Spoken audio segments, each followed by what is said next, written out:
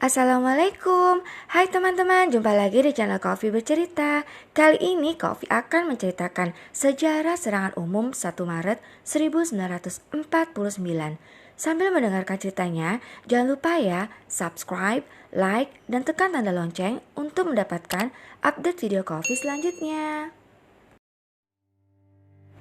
Serangan umum 1 Maret 1949 merupakan sebuah peristiwa besar yang pernah terjadi di era Perang Kemerdekaan Indonesia, yang kala itu baru saja merdeka.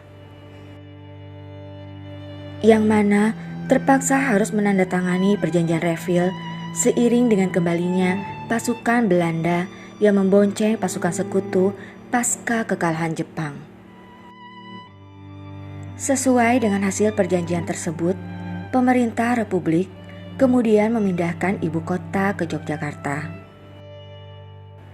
Namun, pada Desember 1948, Belanda melanggar perjanjian dengan menyerang Yogyakarta yang kemudian dikenal dengan agresi militer Belanda II.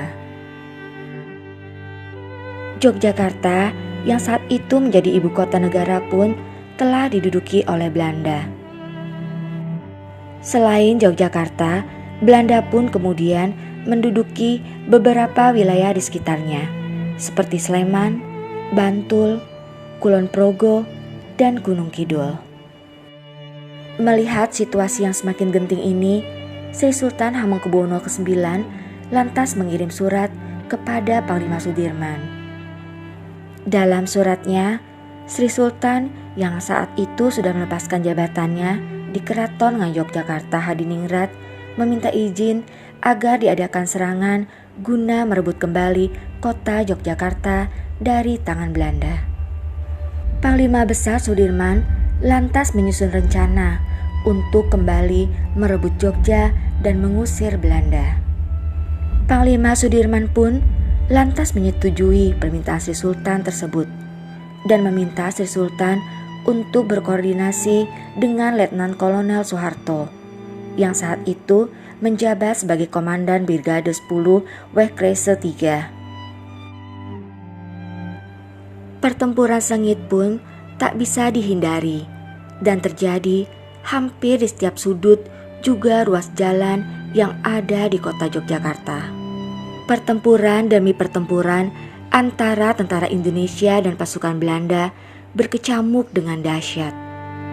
Sejarah mencatat, kota Yogyakarta saat itu dikepung oleh gerilyawan TNI dari berbagai penjuru kota. Belanda yang saat itu kurang persiapan merasa terkejut dan tidak bisa memberikan perlawanan yang berarti. Hanya butuh 6 jam saja bagi TNI untuk merebut kembali ibu kota Yogyakarta. Pasukan Belanda yang sudah berhasil dipukul mundur itu lalu meninggalkan pos militernya.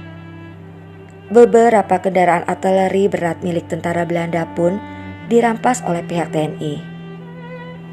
Tepat pukul 12, Letkol Soeharto lalu memerintahkan pasukannya untuk mengosongkan kota dan kembali ke pangkalan gerilya. Berita kemenangan TNI ini kemudian menyebar hingga akhirnya sampai ke Washington DC, Amerika Serikat, yang mana saat itu PBB sedang bersidang dan diikuti oleh perwakilan Indonesia. Dengan kemenangan serangan umum 1 Maret 1949 ini, Indonesia memiliki posisi yang kuat dalam perundingan dengan Dewan Keamanan PBB. Kemenangan ini menjadi bukti masih utuhnya kekuatan TNI dengan negara Republik Indonesia di mata dunia. TNI dan NKRI tidak hilang ataupun mati seperti yang selalu dipropagandakan oleh pihak Belanda. Sebelumnya, pihak Belanda selalu mengklaim bahwa Indonesia sudah tidak lagi memiliki kekuatan dan karenanya Belanda merasa berhak untuk kembali menanamkan kekuatannya.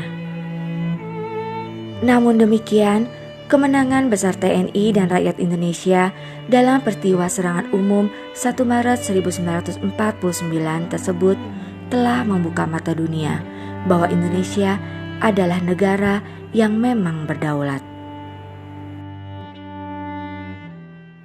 Nah teman-teman, demikianlah sejarah serangan umum 1 Maret 1949 yang mana peristiwa ini juga menjadi momen penting membawa bangsa Indonesia terlepas dari belenggu penjajahan untuk selama-lamanya.